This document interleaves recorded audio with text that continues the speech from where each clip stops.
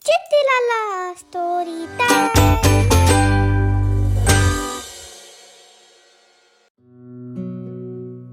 Little Red Riding Hood.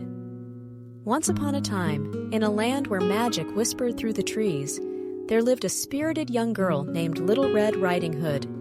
Known for her dazzling red cloak, a gift from her beloved grandmother, she was the very picture of bravery and joy.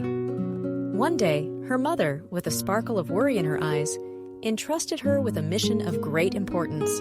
"Deliver these sweet cakes and golden honey to your grandmother," she said, handing Red a basket covered with a white cloth. "But remember, the forest is filled with enchantments. Stay on the path and speak to no one, for shadows lurk behind the beauty." With a heart full of adventure, Red promised to heed her mother's advice. But as she ventured deeper into the forest, a sense of wonder overtook her. The trees seemed to dance in the wind, and flowers sang melodies only heard in dreams. It was in this enchanted moment that she encountered the wolf, a creature as charismatic as he was cunning. "Good day, dear child." The wolf greeted, his voice smooth as silk. "The forest is vast and full of treasures. Why not stray from the path and explore its wonders?" Little Red Riding Hood, remembering her mother's words, but captivated by the idea of adventure, hesitated.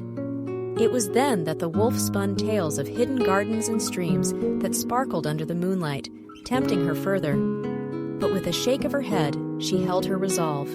I must not. My grandmother awaits these treats, she declared, though she told the wolf of her destination, a slip that sparked a wicked plan in his mind. Racing ahead, the wolf reached grandmother's house first.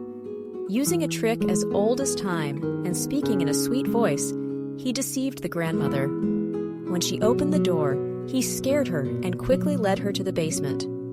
There, he tied her to a chair and took her place in bed, a disguise in place for the final act.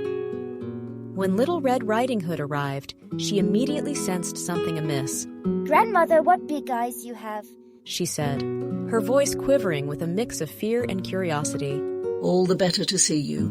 "With my dear," the wolf responded, his voice barely containing the growl within. With each question, Little Red Riding's suspicion grew, until at last the wolf could bear the charade no longer. He leapt from the bed, revealing himself in a dramatic flourish. Just as Little Red Riding Hood realized the danger, she called out for help, her voice echoing through the forest. By chance, a kind-hearted woodcutter was passing by. Hearing her cries, he rushed to the grandmother's house, axe in hand. A tense battle started in the room between the woodcutter and the wolf. Sounds of their struggle bounced around the room, showing how hard each one was trying to win. In the meanwhile, Little Red Riding Hood helped her grandmother out of the basement.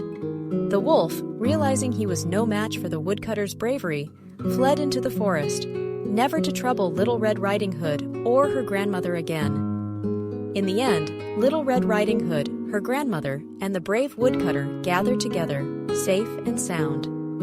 As they shared the treats Red had brought, they reflected on the day's adventures. Little Red Riding Hood learned a valuable lesson: the importance of being cautious and listening to the advice of those who care about us. She realized that while the world is full of wonders, it's also home to dangers, and being aware of them is part of growing up. The end. like, share, and subscribe for more.